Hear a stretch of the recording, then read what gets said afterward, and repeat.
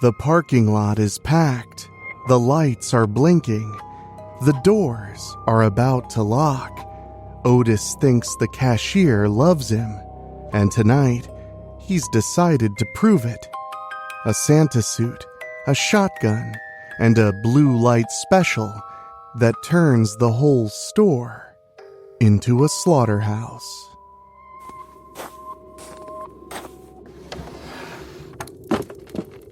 How did you get in here? Ho, ho, ho. What's that? You want to be scared? Come with me.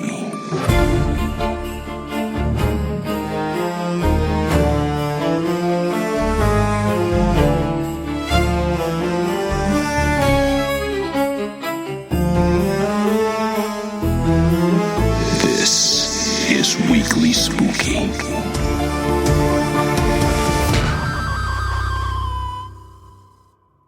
Hello, my spookies.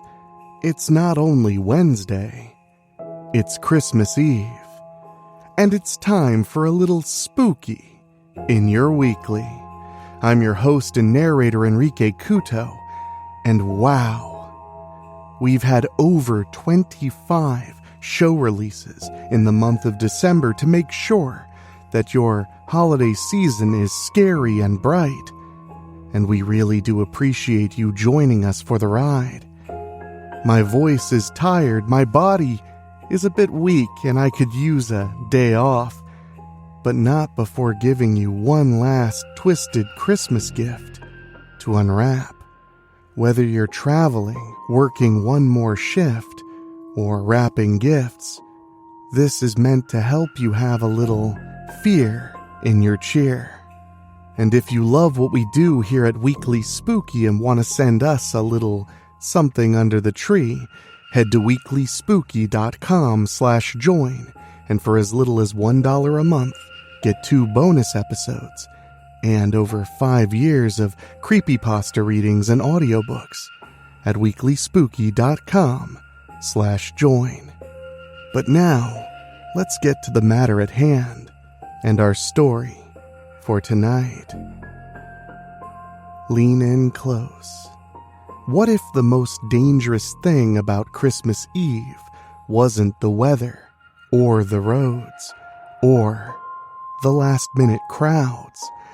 What if it was the person standing behind you in line, smiling oddly too hard, clutching a cart full of supplies, convinced the holidays are speaking directly to him? Is Santa now? Tonight's story takes you to a big box kind store that brings on a freezing night in 1996, where the doors are closing, the music is playing, turn down the lights, plug in the Christmas tree, lock the door, and if you hear laughter in the aisles, well, pray it's coming from the speakers.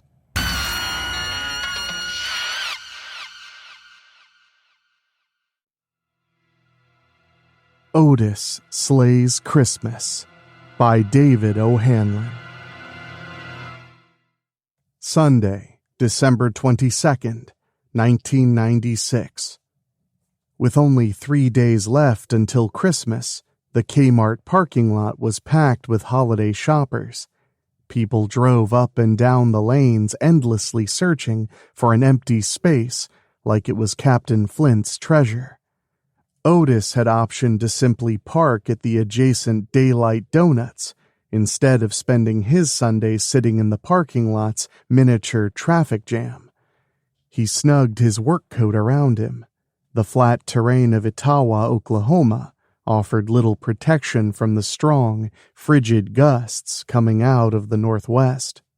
He stuffed his hands into the pockets and fidgeted with the contents as he walked to the store. He glanced back at the Pontiac Fiero with a stomach full of butterflies. With the holidays, they were working lots of mandatory overtime at the Pittman poultry plant. 6 10-hour days a week since August. He'd been working in the evisceration department, gutting out turkeys, geese, and chickens for family get-togethers. He'd saved every dime to buy his own car. The Fiero was a decade old with 250,000 miles on the odometer, but at least it was his. He couldn't wait to show it to Diane. Hubie Mueller, Carpenter County's most accomplished drunk, rang a bell out in front of the store next to a bright red bucket and a Salvation Army sign. No doubt it was community service following his indecent exposure incident that summer. Hubie couldn't have weighed more than 120 pounds, and the Santa suit sagged limply over his skeletal frame. The stub of an unfiltered Lucky stuck out from between the polyester fibers of the fake beard. Hubie put his whole body into ringing the bell, swinging it with his entire arm and zero regard for his shoulder health, while he belted out half-remembered carols. Otis dropped 50 cents into the bucket on his way inside. The K Cafe's Little Caesars had just fired up their convection ovens with the first cook of the day. Otis paused next to the corral of shopping carts and took in a deep breath. The smell brought out a little giggle of excitement. That happened whenever he was happy or nervous, and sometimes just because. He'd been bullied his entire life over the little tick, but his mother assured him it was a good thing. She said he was an angel, delivering laughter for God's children to enjoy. Otis didn't really buy into all that, but it sounded nice. He ran his hands through his hair, careful not to disturb the delicately crafted part. He'd used his father's brilliantine to look extra sharp for his big moment. He rubbed the greasy remnants off on his denim pants and pulled out his shopping list. As soon as he was done, he'd go to Diane's lane to check out. She'd started cashiering at the Big K back in the spring, and Otis had fallen in love with her instantly. She gave him little coded messages whenever he came to her for checkout. "Did you find everything all right today? Did you catch our blue light special? Be sure to visit the K Cafe on your way out. Will you be paying with cash or card?" He was in every Sunday. She knew he didn't have a card to pay with and that he always got a slice on the way out, but she still asked. That was how he realized she was really giving him secret messages. Otis bought a lot of puzzle books there, after all. She'd probably thought it would be a fun way to tell him she had the same feelings as he did. Otis loved going home and deciphering the cryptograms she gave him after each visit. He had a notebook just for the task. Her last one had been particularly difficult. He was afraid he wouldn't figure it out before his next visit. But the night prior, he'd had an epiphany. He broke the code and saw that she had fallen in love with him as well.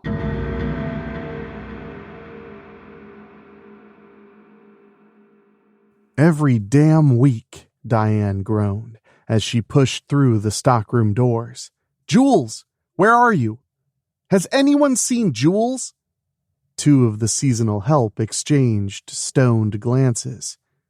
"The manager," Diane reminded them. "Oh," one of them said, but that was where the revelation ended. "Seriously," Diane huffed. "Listen, Cheech and Schlong, have you seen our boss back here or not?" "I think he's in the office," the slightly brighter of the two replied. Diane stormed between them, straight to the office. Jules was tediously studying the previous day's reports. Diane didn't bother knocking. She barged in and grabbed the back of Jules's chair, spinning him to face the security monitors. She jabbed a finger against the screen, indicating a man perusing the puzzle book section of the magazine racks. "This shithead has been coming in every Sunday since I started working here," she said. It doesn't matter how busy I am, he only comes to my register. If I'm on break, he wanders the store until I'm back. I've been asking you for months to take me off the Sunday shift." "And I've been trying," Jules said, turning his attention back to the reports. "Finding Sunday help is hard, and since that supercenter opened, our sales have been on the decline. Corporate's cut our hourly budget. If I hire someone that could work your shift, I wouldn't be able to replace those hours for you. I'd also have to cut at least 16 more from the others just to keep that person on. And for what? Some guy thinking you give great customer service? We have seasonal help. Put one of them on the register." "Have you met Arnold? He's the best of the batch." Jules pointed at the electronics counter on the monitor. "I watched that boy tie his shoe the other day, and he had to recite the bunny thing to get it right. He's 26, Diane. That's the quality of our seasonal employees. They're here to restock Christmas decorations and to give holiday shoppers someone to trample while we all retreat to safety. They are, for lack of a more gentle term, morons. Then, for my safety, put one of them in the line of fire," Diane demanded. "That guy is not right in the head. He gives me the creeps, Jules." "What's he said? What's he done?" Jules dropped the printout on the desk. "Having a favorite cashier isn't a crime. If he threatens you or bothers you off the clock, then I can do something about that. He doesn't even linger at your register. Honestly, I've looked into your complaint, but there just isn't anything there. If he was here for all your shifts, maybe I could trespass him. But he isn't. You work 4 days a week, and this is the only one he comes in for. There's nothing I can do." "Jules, there is something wrong with that guy." He scratched at the 4 days of accumulated scruff on his neck before rolling his chair backwards across the small office. He pulled the schedule from the bulletin board, causing thumbtacks to shake loose from the well-worn cork and release their papers to the floor. Jules huffed and rolled over them as he returned to the desk. He slapped the handwritten schedule down in front of Diane. "Grab a pen," he said. "You're picking a shift for Christmas Day." "The hell I am," she scoffed. "I have plans." "You're drinking cocoa and watching Rudolph with your cat," he corrected her as he stood and straightened his tie. "I'm going to go out there and make small talk with the weirdo, during which I'm going to casually mention that you are out sick today. You're going to sit in the break room getting paid the entire time, worth mentioning, while that conversation happens, and then I will come and get you once he leaves. In exchange, you are definitely working the Christmas reset.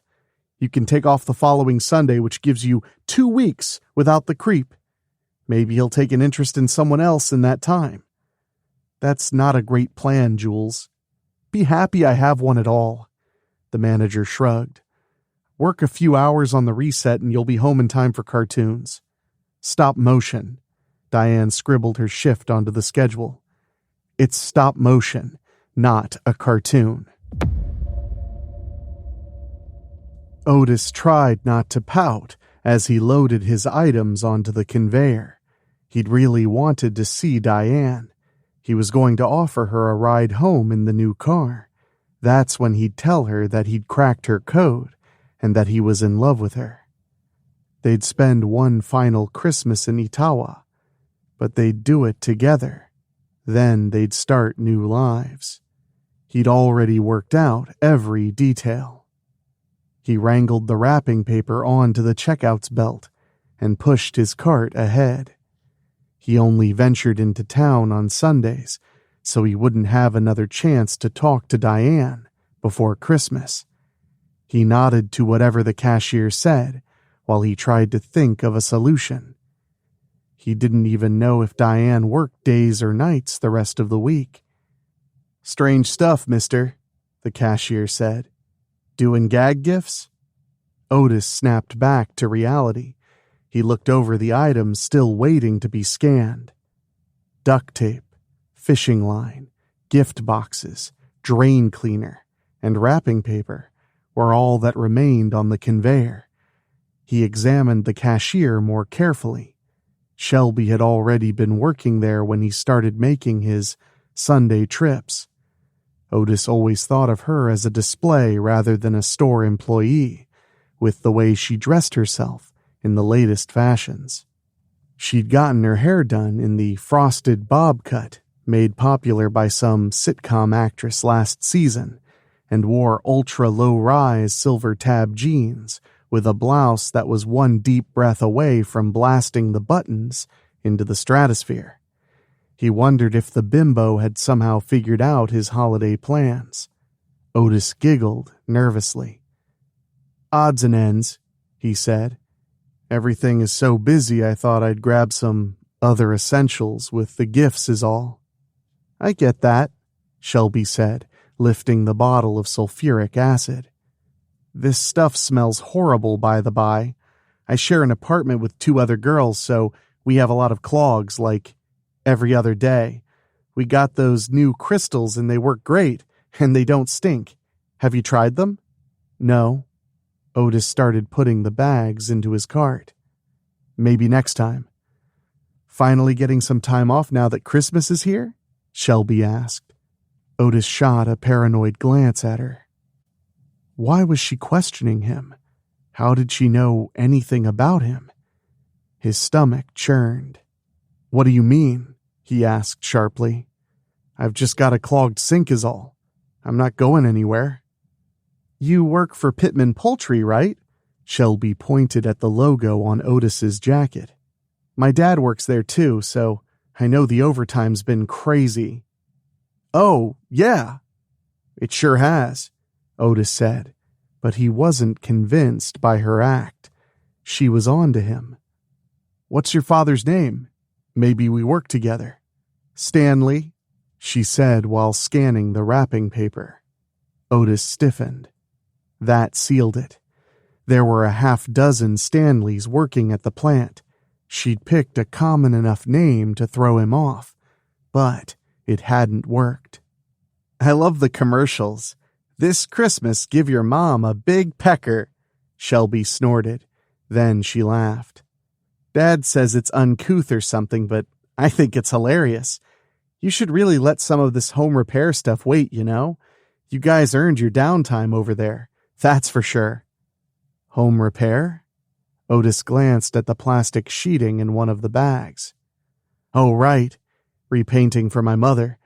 A gift that keeps on giving." "Aw, that's sweet. Say, you wouldn't happen to know when Diane will be back?" He looked at the total on the display and fumbled for his wallet. "I was sad to hear she's under the weather.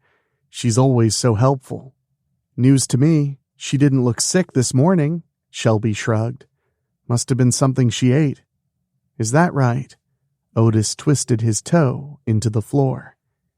"Do you know when she works next?" "Guess it depends what's the matter." "Right." Otis counted out the money, giggling each time he laid out a bill. "I sure hope it's nothing serious." Otis collected the last of his bags and made a hasty exit from the store. He paused on the sidewalk, taking in heaving breaths. The parking lot warbled and shifted violently. A wave of nausea rushed over him. His hands shivered from nerves instead of the bitter, cold wind. Hubie's banging of the Salvation Army bell sounded like a full-blown cannonade. Meeting Diane had changed his life. Getting the car was just one part of the equation. Otis was reinventing himself in order to have a real life with Diane. And there was still so much to do. But they were on to him, and they'd blown their cover. Managers didn't just tell customers about cashiers being out sick. All those questions were a ruse to draw out a confession so they could hold him for conspiracy. Otis knew the score. The feds had been on his back ever since his discharge. He'd caught them plenty of times in their little costumes, pretending to be panhandlers, waitresses, even co-workers. Yeah, Otis knew they were watching. They had figured out his Christmas plans, which meant he had another problem.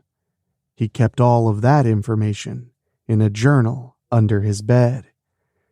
Otis pushed the cart across the parking lot, grinding his teeth the entire way to the donut shop. There was a mole in his home, and Otis knew exactly who it was and why she'd sold him out. That was why he was going to kill her to begin with. It was late the next morning when Otis ventured into the den carrying a large, wrapped hat box.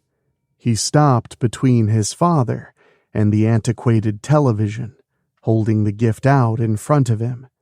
He bit down on his tongue to keep from giggling, knowing the sound would spur another verbal assault from his old man. "What the Sam Hill is this?" Reed Kilgore demanded from his lazy boy. "Christmas ain't till Wednesday." "I know," Otis said, handing him the package. "It's like that song, you know, the one about the 12 days of presents." 12 days, Otis, not 2. What happened to the other 10? His father asked. "Couldn't afford them after buying that piece of shit Pontiac?" "It's a classic, Dad," Otis whined. "It's got more miles than Santa's goddamn sleigh." Reed shook the box as violently as the arthritis allowed.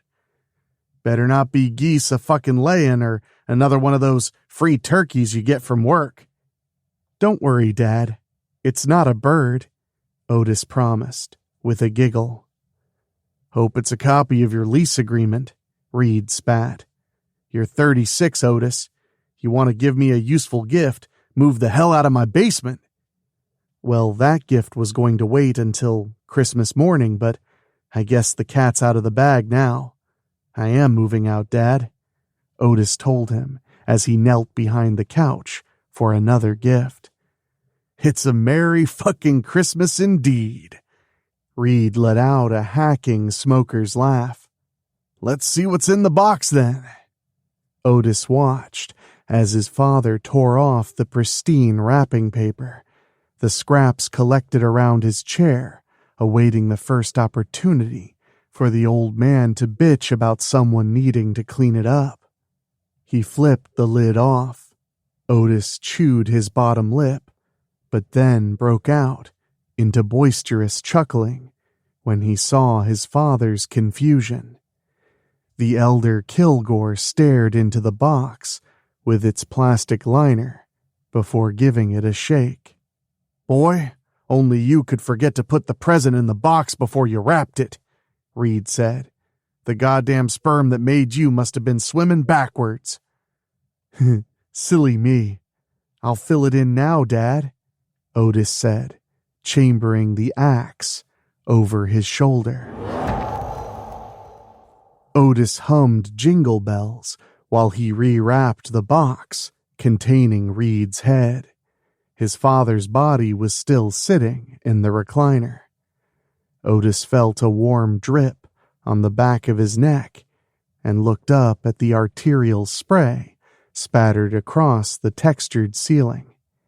He hadn't considered that when he came up with the plan. He wasn't sure how he'd clean it up either, but it probably wouldn't matter in the long run. Brakes squealed to a stop under the carport. Otis checked his watch and cursed. His mother and sister had gone to the mall for some last-minute shopping and were supposed to go see family friends so that Josie could show off her fuck trophies. Otis should have had a few more hours to kill. He turned the volume up on the TV and shut the den's door as he went to greet them. He opened the kitchen door to the carport and watched his sister unbuckle the first kid. Otis couldn't stand his niece. She was 10 and rambled endlessly about her Tamagotchi in a shrill half-shriek that never lowered in volume or speed. The other one, CJ, seemed decent enough. The 2-year-old didn't say much, and he was fascinated by Otis's work knives. They'd arrived Friday evening along with Josie and her husband, the first dipshit cowboy she could find when she got to Utah. Carlton was a wiry, sun-baked car salesman from Provo. He'd come with Josie on 3 visits over the past decade, and Otis was sure Carlton hated him more each time. That was to be expected, he supposed. After all, Josie never could keep a secret. Clarabelle got out of the car, and for once she wasn't screaming.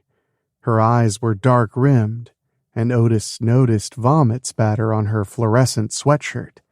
She pulled her denim jacket tight around her, heading straight into the house without a word. "What's wrong with her?" Otis asked.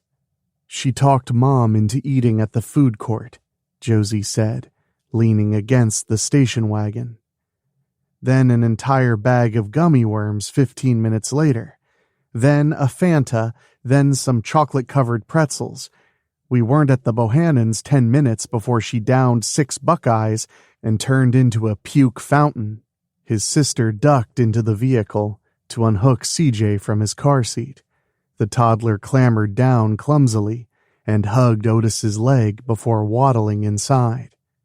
"Don't bother Grandpa," he said with a slight snicker. "He might lose his head." "Dad's in one of his moods?" Josie asked as she squeezed past him, pausing long enough for their bodies to press together. "Oh dear," their mother said, struggling to grab as many bags as possible. "I sure hope it passes before your uncle arrives. We don't need another one of those Christmases." "Like Dad needs an extra excuse," Josie said under her breath. Otis watched her walking through the kitchen. He was sure it was her that had told the feds what he was planning. Ever since they were kids, she'd been nosing around where she wasn't supposed to. She must have found his journal while he was at work Friday night. Otis went and helped his mother collect the rest of the bags, after promising he wouldn't look inside any of them. Once she'd separated the gifts from everything else, she ran off to her bedroom to begin wrapping. Josie sauntered into the kitchen to help Otis put away the rest. "Mr. Bohannon wanted to show off his new pool table. He'll bring Carlton back later," Josie said. "What's the story? Why does Dad have his shows blaring?" "He's just going a little deaf," Otis giggled. "You mean deaf?" "Sure, why not?" Otis stacked the canned yams in the narrow pantry. "I'll go turn it down in a moment." "Why bother?" Josie asked, sounding suddenly closer than before. He turned, and her breasts pressed against his chest as she pushed him back into the pantry. Josie's tongue disappeared into his mouth, and her hands went to work on his belt. Otis pushed her back to arm's length, but not before she got his buckle open. What are you doing?" Otis demanded. "What we always do, Odie." Josie backed away, drawing Otis's belt from the loops. "The TV's up so loud we won't even have to be too quiet this time." "Carlton could come in," Otis said. "So what?" Josie let the belt fall to the floor and turned around, leaning over the counter. "You told him, Josie?" Otis picked up the belt. "We said we would never tell anyone." "Of course I told him." Josie tugged her skirt up higher. "Remember the last time we did it in the kitchen?" Otis looped the belt over his sister's neck. "Oh," she purred. "Someone's got a new kink." "That's not the only thing new about me, Josie. I have a girlfriend now," Otis said. "And she is not into threesomes." Otis jerked the belt tight, whipping Josie away from the counter. He slung her down and dragged her across the floor. She clawed at the ligature, bending back her nails on the thick leather. Otis stretched for the basement door. He swatted wildly for the knob while he curled the belt up to keep the pressure on Josie's throat. Frustrated by his failure, he took a chance to look behind him and pulled the door open. Josie exploded from the floor like she was coming off the O-line. She barreled into him and they toppled down the stairs together. Otis grabbed for the belt and pulled her closer to him. He wrapped his thick legs around her waist, cranking back on the accessory. "I know you told," Otis said. "You were always so jealous." When she finally stopped moving, Otis threw her over his shoulder and lugged her back upstairs. He went to the den, dropping her onto the loveseat. Her peasant top had slipped during the scuffle, and one of her breasts hung out. Otis gave it a squeeze for old time's sake before adjusting the belt on her neck so that the buckle rested under her chin. It wasn't the gift he'd picked out, but he had to admit it looked flattering on her. Some people were hard to shop for, but not his niece. The embroidered pillow had been just the thing to finally shut the brat up. Otis took it off Clarabelle's face and put it back in the gift bag. He took both to the den, setting the present under the tree with the others, and discarding his niece onto her grandpa's lap. He draped her little arm over the stump of his father's neck. "That'll be a nice photo for Mom's album." Otis giggled. A shadow spilled into the room, and Otis whirled around, expecting Carlton. Instead, he found CJ. Otis reached into his pocket for the spool of fishing line. Little boys loved to fish, so he'd picked that out just for the toddler. It was the stuff they used for marlin, so he was sure it would hold up to the task. He rubbed his thumb on the fiber, wondering if it would cut into the child's neck. Part of him hoped it would, so he could watch his head pop off. "Santa?" CJ whispered. "Not yet," Otis said. "Still a few days early, buddy, but Santa's not the only one that gives presents. I have something for you. Would you like that?" The little boy nodded, and Otis knelt, waving him to come closer. He gave his nephew a hug.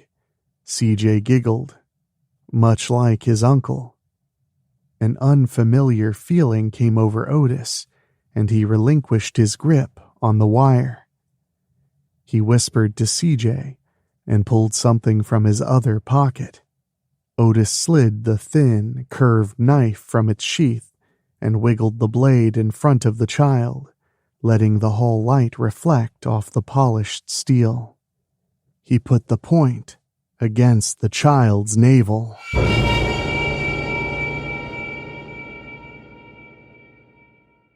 "Remember, buddy, never go too deep," he said.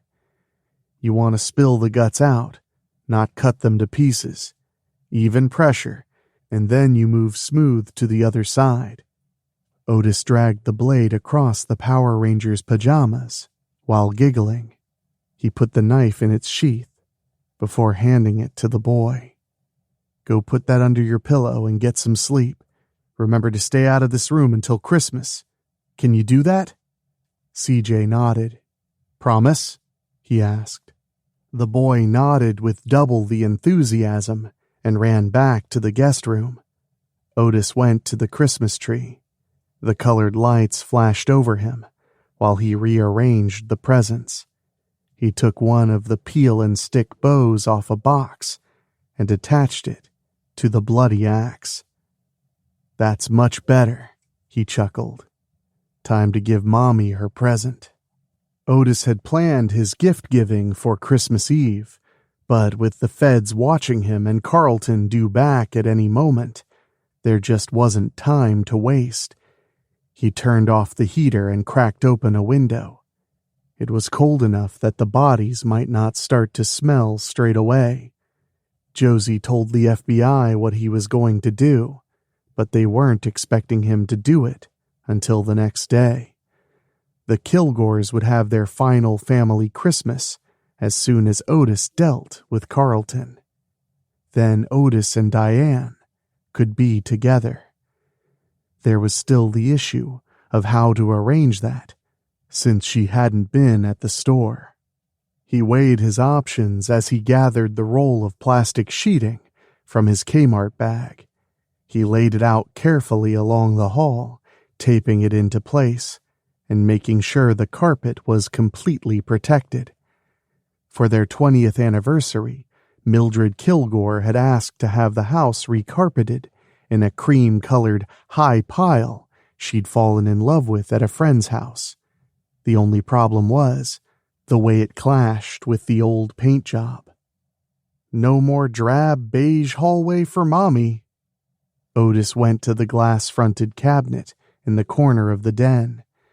Mildred, Millie to her friends, had been asking her husband to repaint for 11 years, so it seemed fitting Otis would borrow one of his father's tools to give her the present she'd been asking for. He went to the hall and called for his mother. She peeked out of the bedroom. "I'm still wrapping presents," Millie scolded. "And tell your father to turn down that television set. The neighbors are going to complain." Otis giggled. His mother always worried about that, ever since he could remember, even though the house sat on the outskirts of the county, and the nearest neighbor was a half-mile away. "In a minute, Mom," Otis told her. "Your present can't wait until Christmas." "My present?" Millie stepped out of the room and jumped at the sudden crinkling of plastic beneath her bare feet. She walked out onto it, staring at the blue tape holding it to the trim. She beamed with joy as she looked up at Otis. "Is your father finally going to paint for me?" "No, Mommy. I am." Otis whipped the 410 pump action to his shoulder from behind the door jamb and put the first slug between his mother's eyes. Otis tossed the binder into the back seat.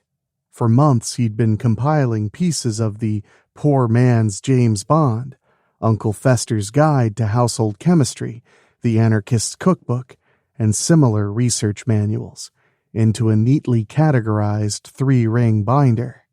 Every skill he thought might come in handy during his little sleigh ride had its own section marked with a colored tab.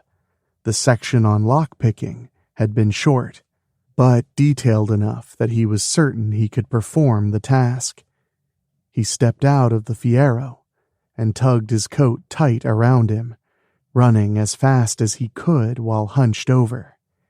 He pulled off his gloves and went to work on the lock of Kmart's garden center. During the winter, there was nothing on the outdoor pad, so the lights were turned off. It seemed like the best place to gain entry.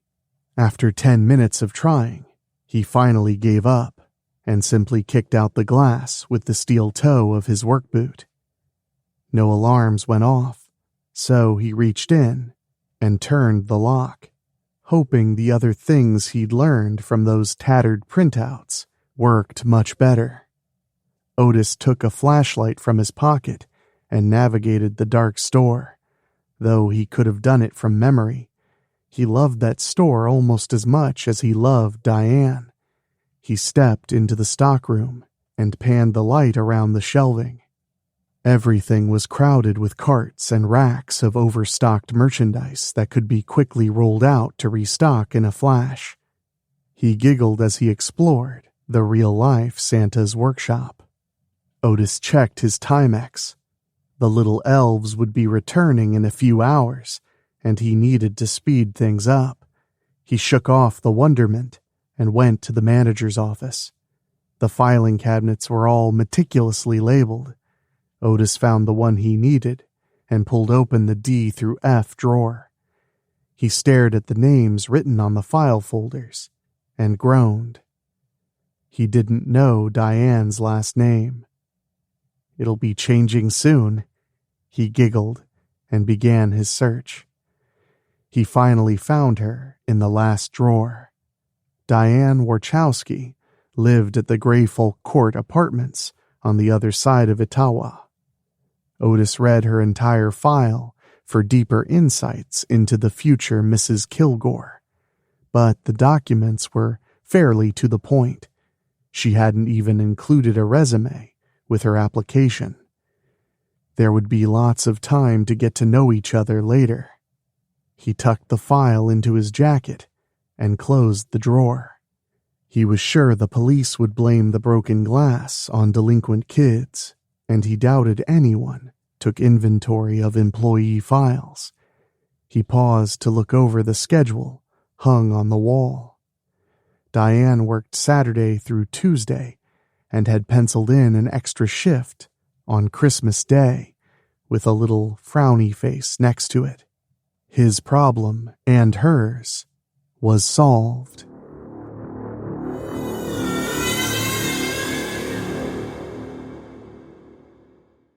He'd pick her up the next night so that she wouldn't have to work Christmas Day. That fake manager and the bimbo would surely alert their FBI handlers once he was spotted, of course. Otis made a few changes to the office before quickly exiting the store and sprinting back to the Fiero. He was getting tired, and there was still work to be done. He'd grab a nap, then clean up while he waited for Diane's shift to end. Otis knelt beside the trunk. Exhaust roiled from the seams in wispy tendrils. He dragged the garden hose out of the muffler and tossed it into the ditch. He knocked on the trunk, but got no reply. Poor Carlton, Otis giggled. You must be so exhausted. Otis retched over the toilet, hitting everything except the bowl with a wave of projectile vomit. Shelby had told him the acid stunk, but he hadn't considered just how bad it would be in the confines of the bathroom, especially once the hairs and fatty deposits began dissolving. He regretted not just dumping Carlton in the sewer. He stumbled out of the room, teary-eyed and scrubbing puke from his chin. It was the final Kilgore Christmas, and Otis wasn't about to let Carlton ruin it. He had never liked his brother-in-law. Even before Josie had told him about their relationship, Carlton had treated Otis like some kind of freak. He constantly made comments about Otis still living at home and called his job morbid. It wasn't like Otis grew up wanting to butcher poultry, and he hadn't always lived at home either. For a while, he'd been in the Air Force. He might have stayed, too, if it weren't for the FBI. They had ruined his career because of what he had heard. Otis went to the kitchen and splashed water onto his face. The garbled transmission replayed in his head with absolute clarity, like he was hearing it for the first time. He'd been monitoring radio frequencies for Soviet chatter when he'd picked up the first message. Otis always had a gift for solving puzzles and cracking codes, even extraterrestrial ones. He'd spent almost a year looking for the source and even attempted several replies, but to no avail. When he presented the evidence to his superiors, they didn't just laugh at him. They put him on trial. They claimed that by changing the alignment of their satellites, Otis had jeopardized national security. He was booted out within a month. The FBI had kept a tail on him ever since. They did their best to blend in and look like ordinary people, but Otis knew a spook when he saw one. He'd moved back in with his parents to protect them. Only they couldn't understand that. Just like Carlton, they thought he was a loser with no ambitions. They couldn't see what he had done and continued to do. He definitely wouldn't miss that bunch of ingrates. Otis went back to the bathroom and watched a dismembered hunk of Carlton sink below the bubbling surface. The once brackish acid was tinged with pink, with swirls of deep crimson, as it dissolved his brother-in-law, all too slowly. The toilet burbled, drawing an irritated sigh from Otis. It was the only one in the house, and he'd clogged it up, flushing Carlton's organs. He was thankful he'd gotten his morning shit out of the way first. Otis shut the door and started to the den to finish his preparations. Carlton didn't deserve to open presents with the real family. "Ew, why it stink?" CJ asked drearily. The jump nearly sent Otis into the ceiling. "Damn it, buddy! Don't sneak around like that," he said. "You haven't been up snooping for presents, have you?" CJ shook his head. "It smells bad." "Your daddy clogged the shower," Otis giggled. "Let's get some Frosted Flakes. Then you need to play in your room. We're going to have a very special Christmas tonight, but you can't ruin the surprise. Promise you'll stay in the room." The boy nodded. Otis laid out little Carlton Jr. on the couch next to Grandma in the den. He hadn't been sure how much Valium it would take to knock the toddler out, but 3 seemed to do the trick. The boy hadn't even noticed the extra frosting on the flakes. Otis rolled the 410 inside a throw rug and stuffed one of his father's pistols in his waistband. He tossed the rug into the trunk of his car, along with the other presents he'd made. According to the schedule he'd seen in the office, Diane would be getting ready for work. He would have plenty of time to deliver the rest of his gifts. Chuck Pittman, the poultry prince, had been given a cushy job at his father's factory and lorded over the workers for 6 long years. He had taken a particular interest in making things difficult for Otis. Josie and Diane hadn't been his only girlfriends. He'd been seeing a receptionist at the plant named Melissa for a year before Chuck showed up. He'd been jealous of Otis. The money and the fancy degree didn't interest Melissa, and that really ruffled the prince's feathers. He expanded the shifts in the evisceration department to keep Otis out of the way. When that didn't work, Chuck resorted to strong-arm tactics. Human Resources ambushed Otis in the break room, demanding that he cease all contact with Melissa. Otis hadn't listened. He steered clear at work to make Chuck think he'd won, of course, but continued to visit her at home for weeks afterwards. Chuck realized he couldn't win Melissa away, so he settled on making sure Otis lost her too.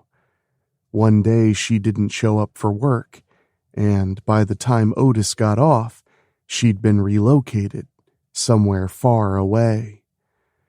Otis found her duplex hastily packed and abandoned. He'd spent months looking for her. Chuck paid well to cover up her disappearance. He even had people say they had talked to her on the phone or gotten letters from her. But Otis knew the truth, and it was finally time for some payback. Otis arrived at Diane's apartments in time to see her coming down the staircase.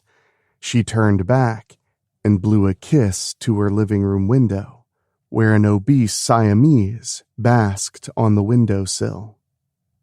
Otis snorted irritably. He'd never liked cats, and, to top it off, he was allergic to the damn things. At least she was feeling well, and whatever they'd done to her hadn't been serious. He would have 6 hours to complete his business with Chuck and get back to Kmart. He considered going up to the apartment.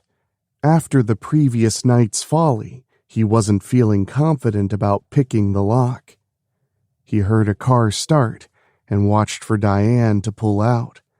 The Volkswagen sputtered, then belched smoke as she turned out of the parking lot, as the snow started falling in fat, wet flakes. Otis put the car in gear and pulled out. The Pittman estate was located a few miles outside of Etawah, off a stretch of private blacktop. That worked out great since Otis was starving, and the drive out there would take him past a few fast food joints. He fiddled with the radio until he found some Christmas tunes. He turned up Brenda Lee's Rockin' Around the Christmas Tree while he debated the dining options. Otis sang along, cheerily. With the snowfall growing in intensity and his naughty list almost finished, he couldn't possibly have been more in the holiday spirit. Something was bothering him, though. He squirmed in his canvas company jacket. It sure was warm, but it wasn't very festive. And then he saw Hubie Mueller. A break in the cloud cover illuminated the drunk like the Christmas angel.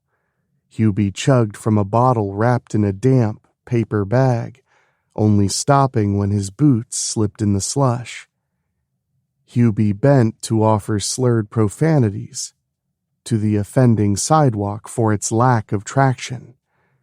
Otis slowed down and pulled up to the curb beside him. He stretched across the passenger seat to roll down the window. "Hubie!" he shouted. "Hubie, what are you doing?" "Caroling," Hubie belched. "I'll sing you something for $1. How about lunch instead?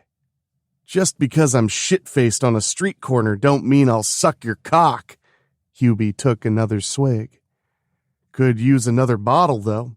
Tell you what, $20 and I'll hum Silent Night while I do it. Call it a Christmas special." "It's freezing, Hubie." Otis looked around impatiently. "I'm going to Hardee's and thought you might like to get something to eat. I'll drop you home afterwards." "Look, bub, blowjobs are one thing, but that shit sounds like a date." Hubie took another drink and eyed Otis suspiciously. "You some kind of queer or something?" "Of course not. I'm practically a married man." Otis moved his hand between the seats. "I thought I could give you a lift on my way back to her place, in fact." "So you say." Hubie raised an eyebrow. "There's something mighty peculiar about you, bub." Otis giggled. "Yeah, that's it," Hubie said, leaning into the window. "I knew I recognized you. You're that fella that's always laughing when there ain't nothing funny." "But something is funny, Hubie," Otis said. "What's that?" "You're wearing the wrong costume," Otis told him. "You're not Santa. You are Rudolph." "Rudolph? Bub, you really are touched in the head. I ain't no damn deer." "But you got a bright red nose." Otis drew the revolver and fired, detonating Hubie's snoot. The drunk slumped into the car. Otis quickly pulled him in as best he could, leaving the man's fur-trimmed boots dangling out the window as he peeled away from the curb. The Pontiac's tires slid, and the car went sideways and back before Otis finally corrected the course. Otis tossed the crumpled burger wrapper out the window on the private road. He'd left Hubie behind the dumpster at Hardee's.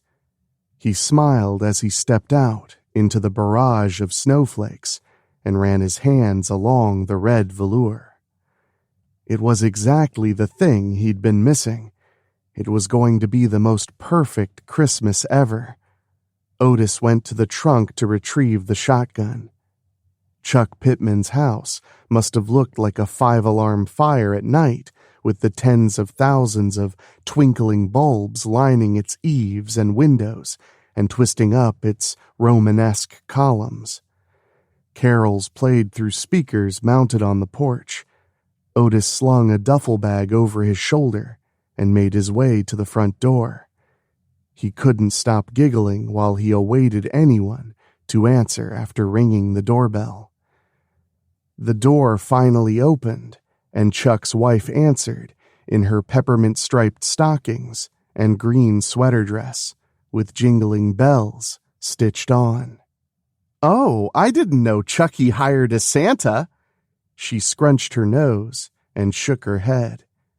"But you're a bit early, aren't you?" "I don't think so." Otis shook his satchel. "Got a whole bag full of gifts right here." "The guests don't arrive for another 2 hours." Mrs. Pittman pinched Otis's cheeks. "And you don't even have your beard on." "Hey, sweetie, who's that?" Chuck asked, coming into the foyer. "Billy Lyle, right? That rascal's always early. Just ask his old lady." "No, Chucky, it's Santa," she corrected him. "Santa? Who the hell invited him?" Chuck asked heartily. "He doesn't have a beard either," she whined. "He can borrow your mother's." Chuck squinted at him. "Hey, you're not Santa. You're the pervo freak from Evisceration. What the fuck are you doing at my house?" "Just came to deliver my presents." Otis unzipped the bag and slipped his gloved hand inside.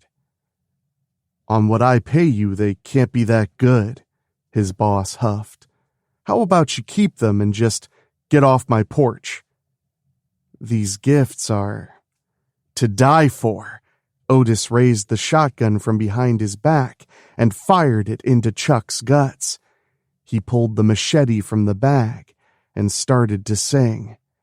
"I'm dreaming of a red Christmas." Otis beat a fist against the steering wheel. He sobbed as much from disappointment as from pain. In his defense, he didn't know much about guns. In the service, he'd been required to shoot targets during basic training, and that was about it. How was he to know the .22 caliber revolver wouldn't be enough to stop Chuck's father-in-law? The internet had lied to him as well. The matchhead bomb he'd painstakingly constructed hadn't done anything other than scorch an expensive rug and leave his ears ringing. He'd shot 5 people in the Pittman mansion, but only killed 1 for certain. The machete had gotten Mrs. Pittman and perhaps another. Chuck was dead, so at least he had that going for him. Unfortunately, the others were still alive and had all seen his face. The Fiero slid in the slush. The snowfall was turning into an outright blizzard. The cops would be looking for him.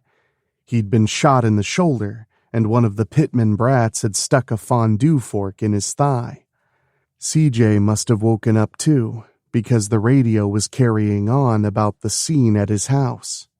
He scanned through the stations trying to find music.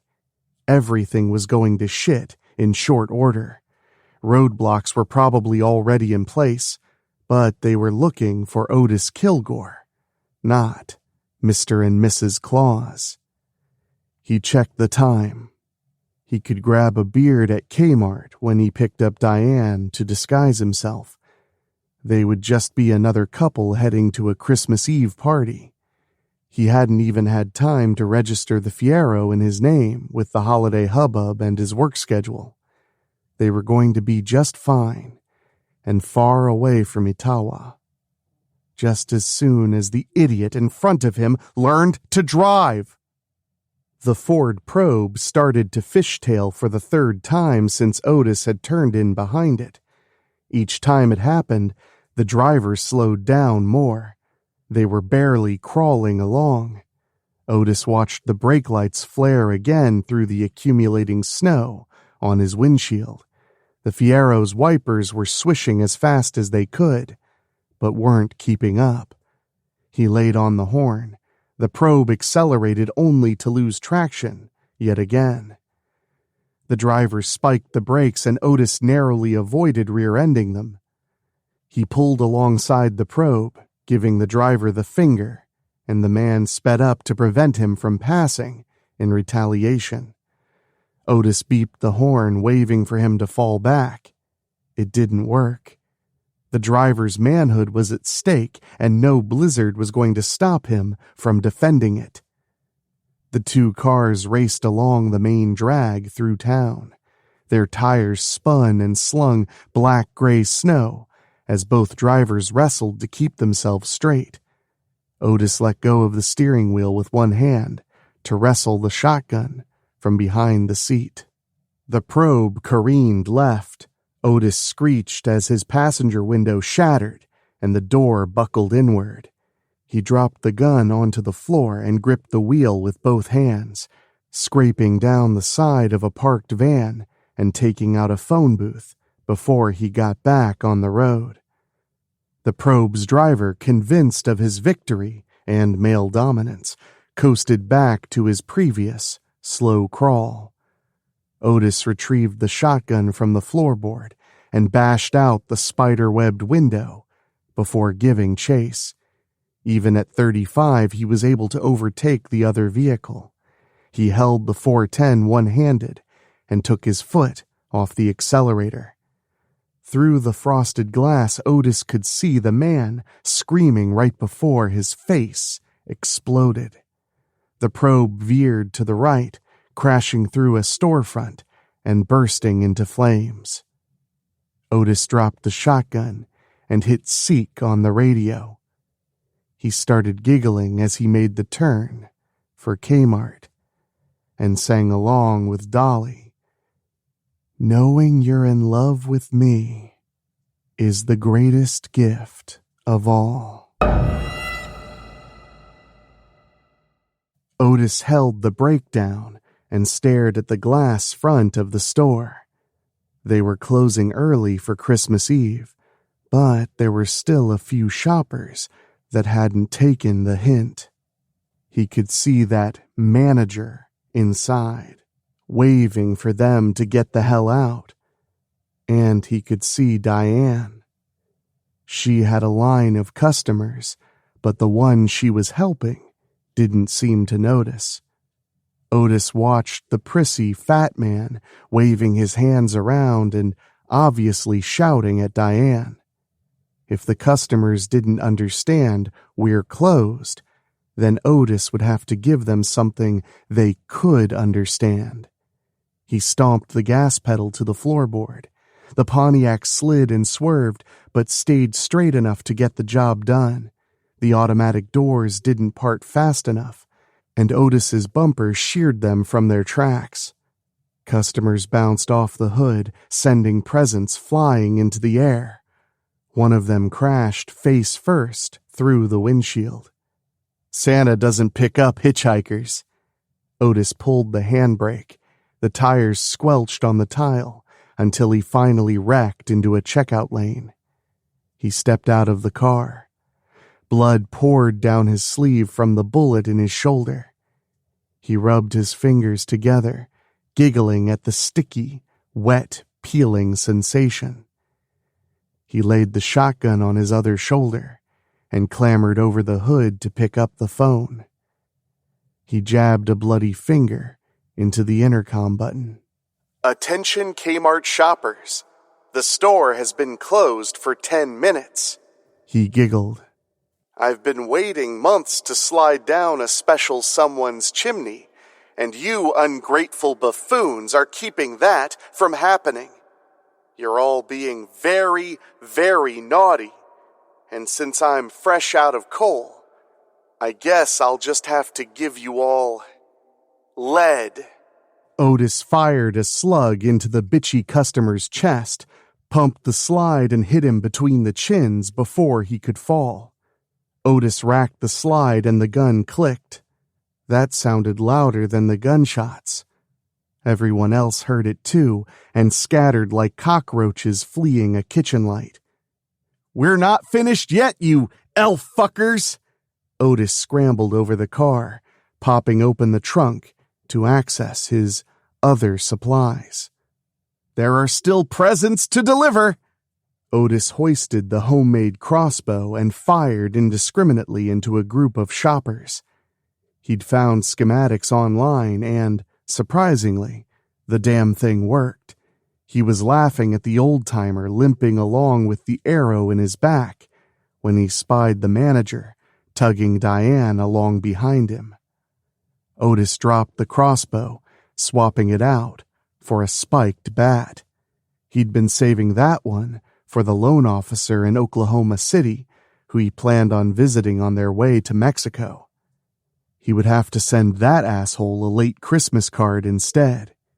He had some ideas on that, thanks to Teddy Kaczynski. Otis turned his ear up to the overhead speaker. His hips started to sway. If there was a better song to chase down the dirty, rotten son of a bitch who was kidnapping your girlfriend than Christmas in Hollis, Otis didn't know what it could be. He swatted down the bystanders and danced with the bat as he pursued the so-called store manager. The 9-inch nails weren't fatal, but certainly made sure everyone got his point. Maybe next year they'd be more considerate of retail workers.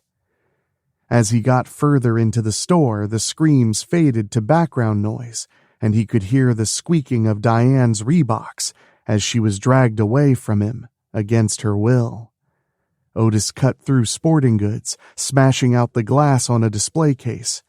Since he'd gifted CJ his knife, he decided to get himself a new one.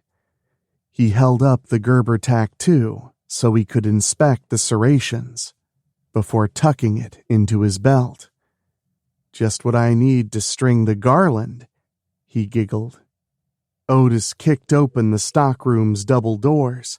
2 stoned delinquents ineffectually shoved carts in his direction before running away. Otis dug Hubie's bottle from a fur-lined pocket. He took a slug from it. The cinnamon schnapps was as good a painkiller as any. "I came here to kick ass and jingle bells," he shouted. "And I'm all out of bells."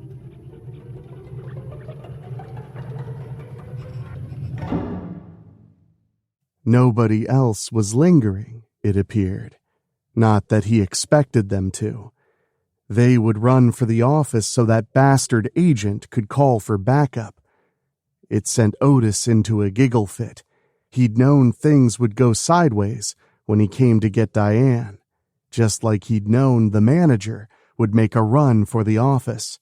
So Otis had made preparations. He'd unplugged the phone and twisted a paperclip around its prongs. As soon as it was plugged back in, it would... The lights turned off, sending everything into blackness, until the emergency units kicked on. Otis smiled at his own genius.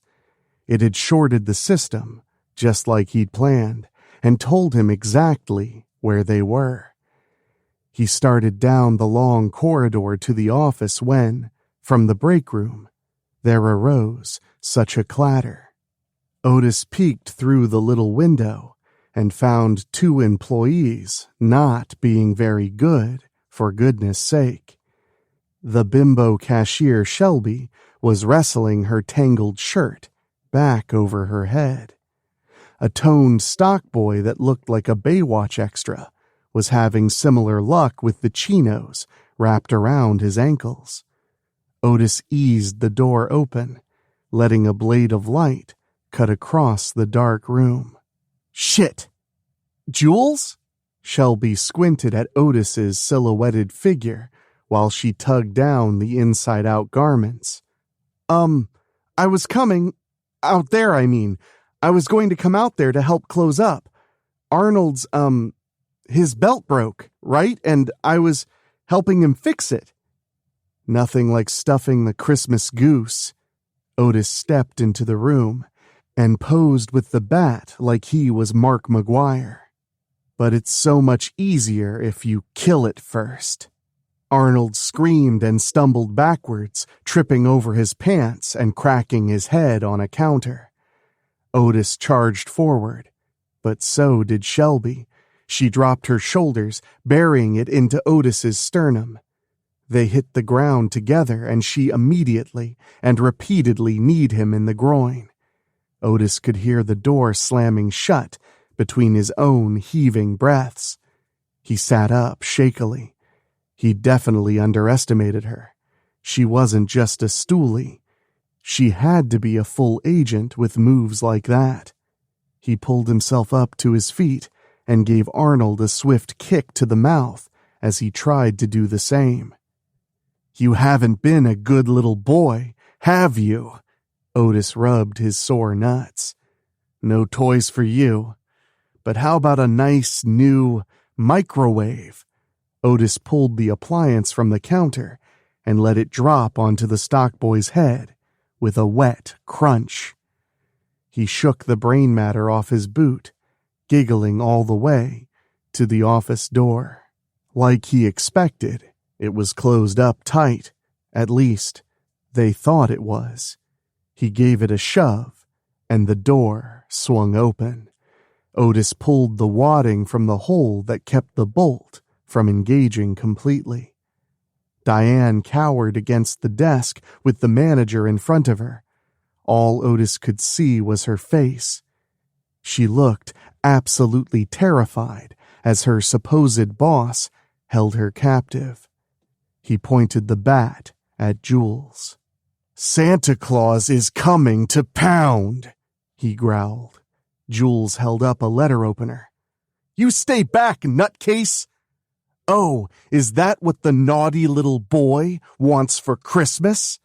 Otis slammed the bat into the wall, leaving it embedded there by its spikes. "If you're asking Santa for a knife fight, then you're in luck." Otis pulled the Gerber from his belt. Unlike Jules, his hand wasn't shaking when he pressed it out in front of him. "What the fuck is wrong with you?" Diane shouted. "Leave us alone!" "It's too late now. But she's right. You should have left us alone," Otis said. "Don't worry, honey. As soon as he's dead, no one will ever bother us again."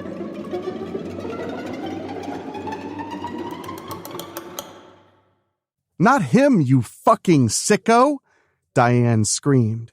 "He's not the deranged prick in a goddamn Santa suit."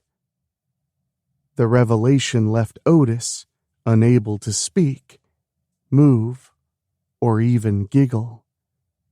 They had done it. The conniving bastards had set him up. Diane was a plant sent to lead him on and make him do something drastic so they could lock him away. His eyes swelled with tears. He'd have broken down into hysterics if Jules hadn't suddenly lunged at him with the opener. Otis leaned away from the attack. The retailer thrusted again, but Otis parried and returned a stab of his own, just above Jules' right hip. "Never too deep," he whispered. "You want to spill the guts, not cut them to pieces." Otis jerked the blade to the man's navel, then twisted it and sliced its way up until the knife hit his breastbone. A waterfall of blood and viscera crashed over Otis's boots. "This Christmas, you'll give me your heart."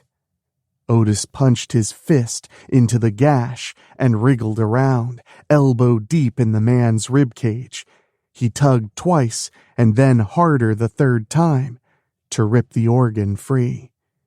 He held it up, watching it sputter its remaining contents with a few final beats. He turned to Diane and shook the heart. "It's more of a Valentine's kind of gift, but it's the thought that counts, am I right?" He giggled nervously. "I really do love you, Diane, even though this was just another assignment for you. It was real for me, but oh well." "What the hell are you talking about? I don't even know who you are!" You're still coming with me, Diane. Otis stalked closer, pinning her to the desk. He slammed the heart down, letting it squish in his gloved fist.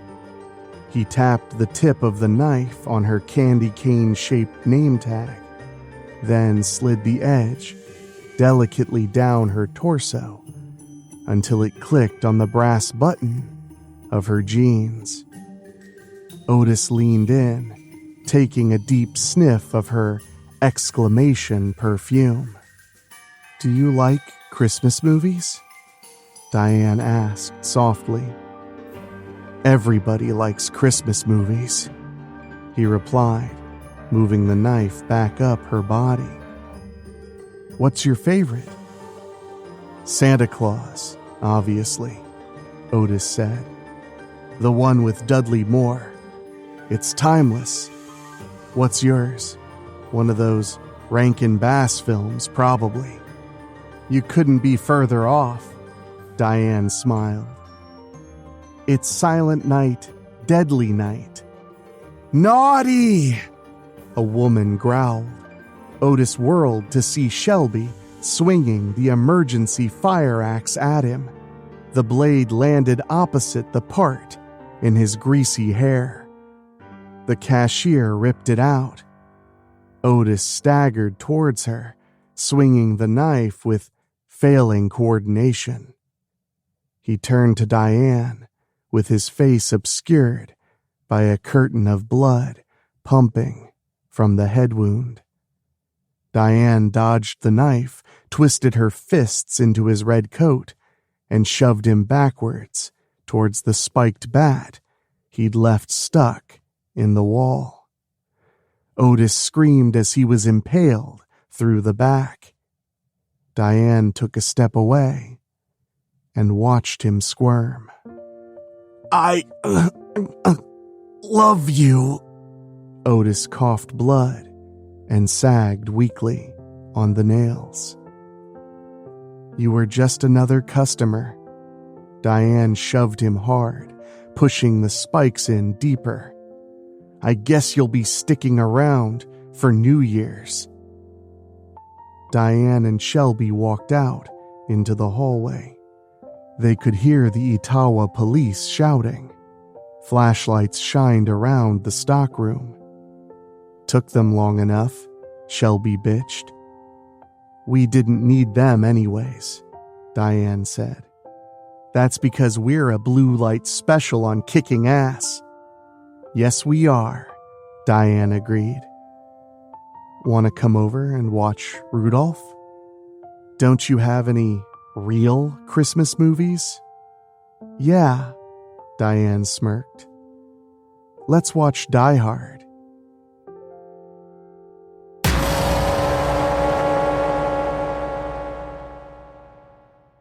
All right, my spookies, that was Otis Slays Christmas. And if you're listening to this on Christmas Eve, then congratulations, you made it to the end of the line. The last blue light special has finally died. And I just want to say, thank you all so much, seriously.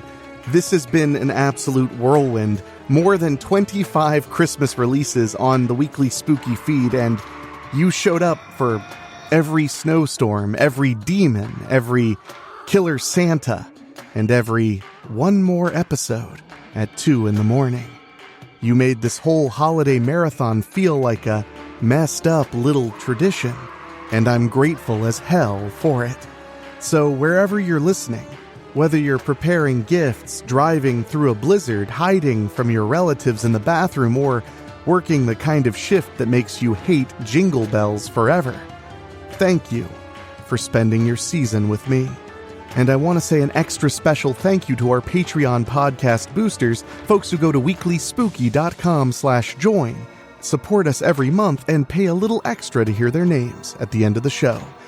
Thank you Johnny Nix, Kate and Lulu, Jessica Fuller, Mike Eschewey, Jenny Green, Amber Hansford, Karen Weemet, Jack Kerr, and Craig Cohen. And if you guys want to join them, head to weeklyspooky.com/join. I do appreciate the support, but now it's about time I take a small break. but there may be just a little extra Christmas present on the 26th.